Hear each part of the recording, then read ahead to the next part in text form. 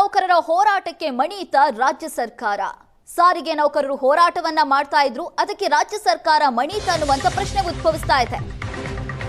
ಸಾರಿಗೆ ನೌಕರರ ಹೋರಾಟಕ್ಕೆ ರಾಜ್ಯ ಸರ್ಕಾರ ಮಣಿಯಿತ. ಸಾರಿಗೆ ನೌಕರರ ವೇತನ ಪರಿಷ್ಕರಣೆಗೆ ರಾಜ್ಯ ಸರ್ಕಾರ ಮುಂದಾಗಿದೆ. ವೇತನ ಪರಿಷ್ಕರಣೆಗೆ ಒಪ್ಪಿಗೆ, ಹಿಂಬಾಕಿ ಬಗ್ಗೆ ಸ್ಪಷ್ಟತೆಯನ್ನ ನೀಡಿದ ಸರ್ಕಾರ. ರಾಮಲಿಂಗಾರೆಡ್ಡಿ ಮತ್ತು ಆರ್ಥಿಕ ಇಲಾಖೆ ಜೊತೆ ಸಿಎಂ ಸಿದ್ದರಾಮಯ್ಯ ಸಭೆ ನಡೆಸಿದ್ದಾರೆ. ರಾಜ್ಯ ಸರ್ಕಾರದ ಪ್ರಸ್ತಾವನೆಗೆ ಒಪ್ಪುತ್ತಾ ಸಾರಿಗೆ ಸಂಘಟನೆಗಳು. ಹಾಗಾದ್ರೆ 38 ತಿಂಗಳ ಹಿಂಬಾಕಿಗೆ ಪಟ್ಟಣ ಹಿಡಿದಿದ್ದಾರೆ ಸಾರಿಗೆ ನೌಕರರು. ಹಲವು ಸಭೆಗಳಾದ್ರೂ ಬಗೆಹರಿದಿಲ್ಲ ವಿವಾದ ಇಲ್ಲಿವರೆಗೂ. ಇವತ್ತು ಇತ್ಯರ್ಥ ಆಗುತ್ತೆ, ನಾಳೆ ಇತ್ಯರ್ಥ ಆಗುತ್ತೆ ಅಂತ ಹೇಳ್ತಾನೆ ಇದ್ದಾರೆ. ಆದ್ರೆ ಇಲ್ಲಿವರೆಗೂ ವಿವಾದ ಬಗೆಹರಿದಿಲ್ಲ. 2024 ಜನವರಿ 1ಕ್ಕೆ ಅನ್ವಯವಾಗುವಂತೆ ವೇತನ ಪರಿಷ್ಕರಣೆ ಮಾಡಬೇಕು. 38 ತಿಂಗಳ ಹಿಂಬಾಕಿ ಹಣವನ್ನ ಬಿಡುಗಡೆ ಮಾಡಬೇಕು ಅಂತ ಸಾರಿಗೆ ನೌಕರರು ಪಟ್ಟು ಹಿಡಿದಿದ್ರು.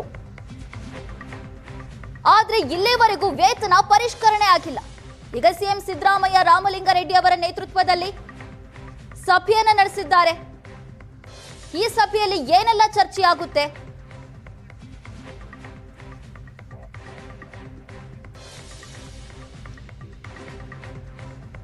ಸಾರಿಗೆ ನೌಕರರ ಬೇಡಿಕೆಗಳೇನು? ಹಾಗಾದ್ರೆ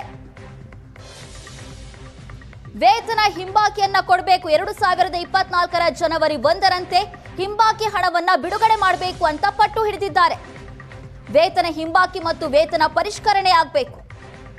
2024 ಜನವರಿ 1ಕ್ಕೆ ಬರಬೇಕಿದ್ದ ವೇತನ ಇನ್ನೂ ಕೂಡ ಪರಿಷ್ಕರಣೆ ಆಗಿಲ್ಲ. ಅದು ಪರಿಷ್ಕರಣೆ ಆಗಬೇಕು. ವೇತನ ಹೆಚ್ಚಳ ಹಿಂಬಾಕಿ ಇದುವರೆಗೂ ನೌಕರರಿಗೆ ಸಿಕ್ಕಿಲ್ಲ. ಕೇವಲ 14 ತಿಂಗಳ ಹಿಂಬಾಕಿ ಕೊಡ್ತೀವಿ ಅಂತ ಸರ್ಕಾರ ಹೇಳಿದೆ. ಈಗ ಸಾರಿಗೆ ನೌಕರರು ಹಲವಾರು ಬೇಡಿಕೆಗಳನ್ನ ಸರ್ಕಾರದ ಮುಂದಿಟ್ಟಿದ್ದಾರೆ. ಪ್ರತಿಭಟನೆಯನ್ನ ನಡೆಸ್ತಾ ಇದ್ದಾರೆ.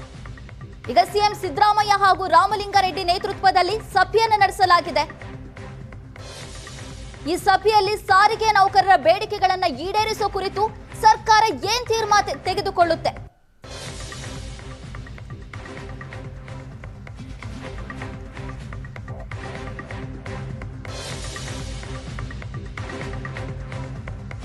ಮುಂದೆ ಸಾರಿಗೆ ನೌಕರರು ಹಲವಾರು ಬೇಡಿಕೆಗಳನ್ನು ಇಟ್ಟಿದ್ದಾರೆ.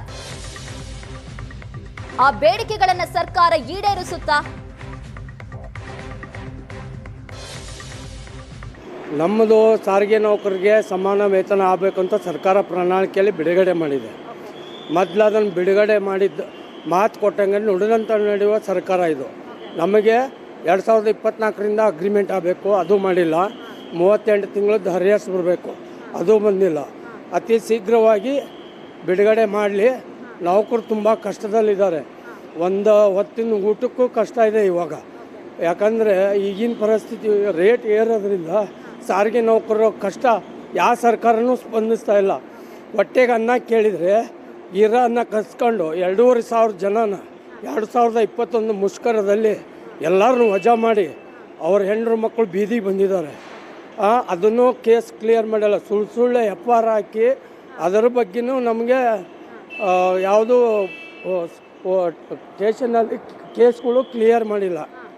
ನಮಗೂ ಯಾವುದೇ ಕರ್ನಾಟಕದಲ್ಲಿ ಸರ್ಕಾರ ಬಂದರೂ ಸಾರಿಗೆ ನೌಕರನ್ನ ತುಳಿಯೋದ ಮಾಡ್ತಾರೆ ಹೊರತು ನೌಕರ ಬಗ್ಗೆ ಯಾವುದೂ ಒಲವಿಲ್ಲ.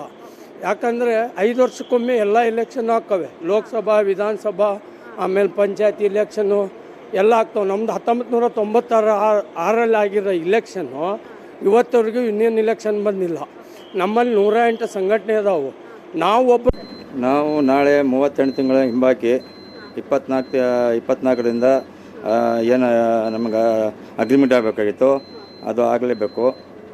ಅದಕ್ಕೋಸ್ಕರ ನಾವು ಪಾಲ್ಗೊಳ್ತೀವಿ ಮೇಡಮ್. ಎಸ್ಮಗೆ ಯಾರು ಭಯ ಬೀಳ್ತಾರೆ ಮೇಡಮ್.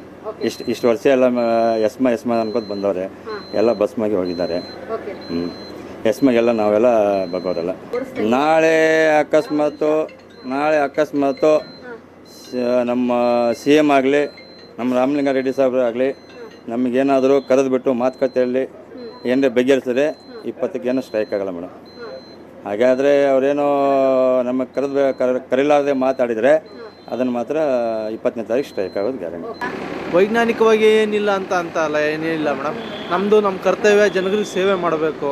ನಾವು ಸೇವಾ ಮನೋಭಾವನೆಯಿಂದ ಇದು ಮಾಡ್ತಾ ಇದ್ದೀವಿ ಹೊರತು ಬೇರೆ ಯಾವುದೇ ಇಲ್ಲ.